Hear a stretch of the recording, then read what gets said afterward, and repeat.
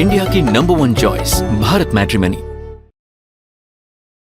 इस बीच एक और सबसे बड़ी खबर है, जहां पश्चिम बंगाल के मुर्शिदाबाद में देसी बम बरामद किया गया और 60 से 70 जिंदा और सॉकेट बम मिलने से सनसनी फैल गई। हालांकि बगीचे में जमीन में यह बम छिपाया गया था।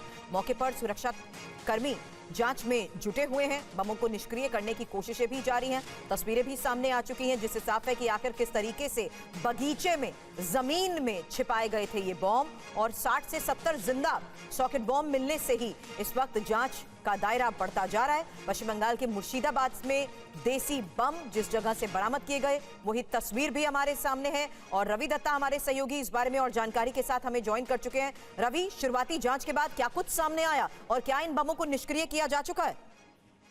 देखिए, सीआईडी और बॉम्ब स्क्वाड ये जगह पे पहुंच चुका है, डोमकौल, जहां पे 60 से 70 सॉकेट बॉम्ब मिले हैं। अब सॉकेट बॉम्ब सूतली बॉम्ब नहीं होता है, ये पाइप के अंदर होते हैं और ग्रेनेड जैसा इसका काम है, तो ये काफी डेंजरस होते हैं। अब ये बॉम्ब कहाँ से आया था, किस चीज के लिए बनाया जा रहा था? मुर्शिदाबाद वैसे ही जाना जाता है, मुर्शिदाबाद मालदा ऐसे बॉम्ब के लिए, तो क्यों ये हो रहा था और कौन इनके पीछे है, इनको अभी जांच पड़ताल इसकी हो रही है और बॉम्ब्स को डिफ्यूज करने की बात हो रही है, क्योंकि ये सॉकेट बॉम्ब है, पानी में डुबो देने से इसका क्षमता खत्म नहीं होता, तो इसके लिए अलग प्रोसेस है।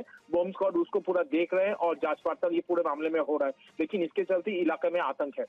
शुक्रिया रवि, पूरी जानकारी के लिए आपका।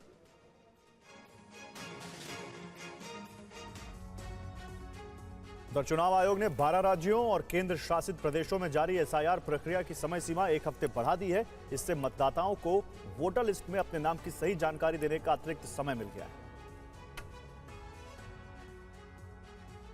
वोटर लिस्ट में नाम जोड़ने का काम अब 4 दिसंबर की बजाय 11 दिसंबर तक जारी रहेगा।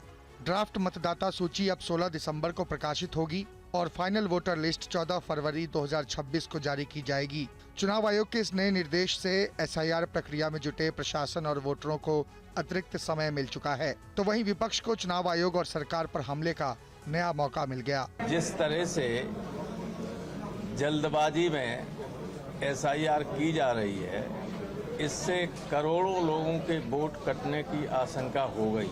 मैं निजी अनुभव के आधार पर कहता हूं, मैं बहुत जगह गया हूं इसके बाद। समय बढ़ाया है 1 हफ्ते, तो खुद महसूस कर लिया इन्होंने, क्योंकि इनका टारगेट पूरा नहीं हो रहा था, अव्यवहारिक है। इसे फुर्सत के साथ जैसे 2003 में किया गया था, इसमें कम से कम साल 1.5 साल लगेगा, लंबा समय देना चाहिए। कल से शुरू हो रहे संसद के शीतकालीन सत्र से पहले सरकार ने आज सर्वदलीय बैठक बुलाई और इस मीटिंग में विपक्ष के सभी सीनियर लीडर शामिल रहे। एसआईआर का भी मुद्दा उठा।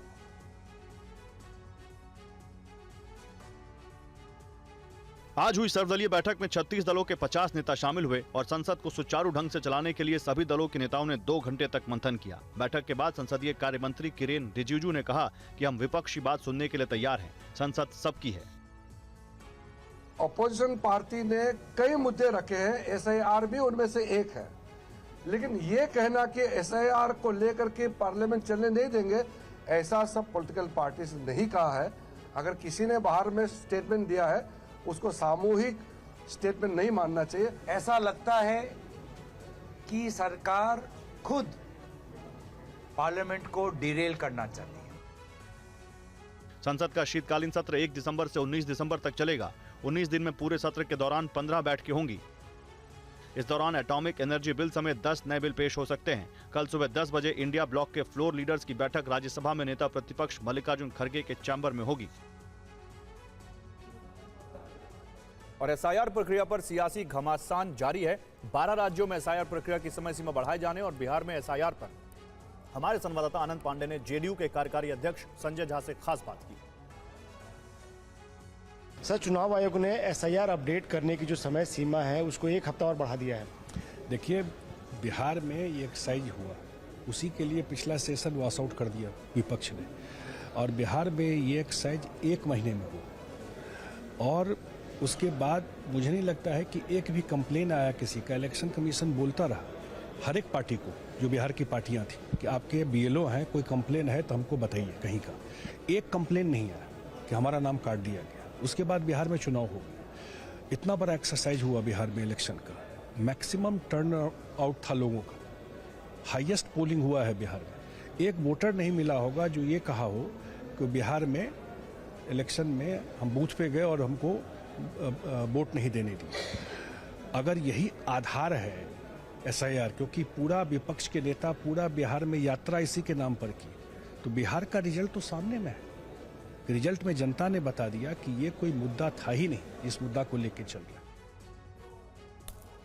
यूपी के मुरादाबाद में एक BLO ने आत्महत्या कर ली। परिवार का दावा है कि SIR प्रक्रिया में काफी दबाव था, इसलिए आत्महत्या की। वहीं राजस्थान के धौलपुर में भी एक BLO की मौत को लेकर खबर है। पूरा मामला इस रिपोर्ट में देखिए।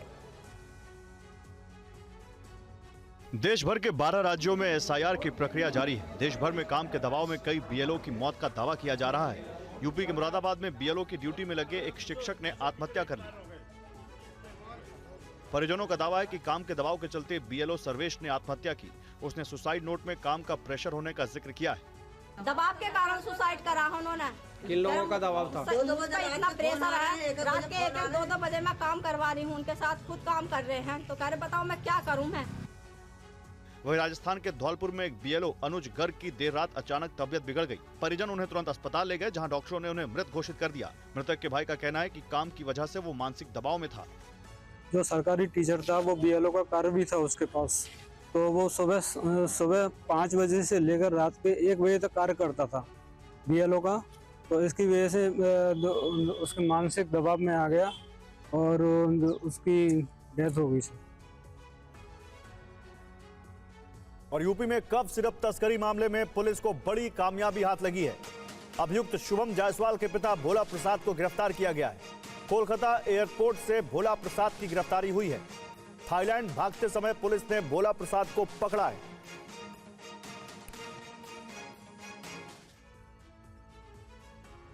ये है कोडीन युक्त कफ सिरप की तस्करी गिरोह के मास्टरमाइंड वाराणसी के शुभम जायसवाल के पिता भोला प्रसाद।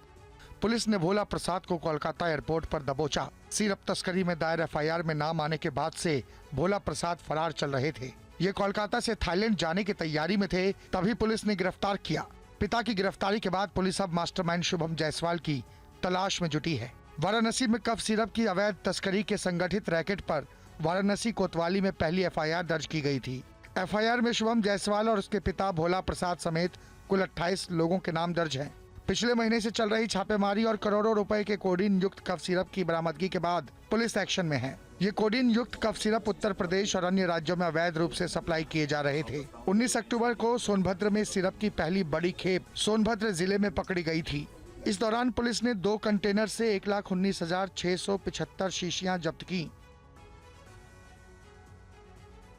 मध्य प्रदेश के रतलाम में स्कूल की प्रिंसिपल के खिलाफ FIR को लेकर एक खबर है, जहां स्कूल के छात्र ने आत्महत्या की कोशिश की और मोबाइल लाने पर प्रिंसिपल ने डांट दिया था। हालांकि छात्र ने तीसरी मंजिल से छलांग लगाई। घायल छात्र अस्पताल में भर्ती है।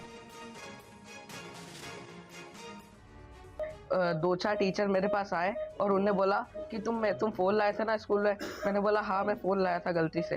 तो फिर उनने बोला कि जाओ प्रिंसिपल मैम के पास। फिर मैंने उन टीचर्स को भी बोला कि मैम अगली बार से मैं नहीं करूँगा, पर एक टीचर ने बोला कि अगली बार तो तुम्हारा आता ही नहीं है, तुम तो ऐसे ही रहोगे।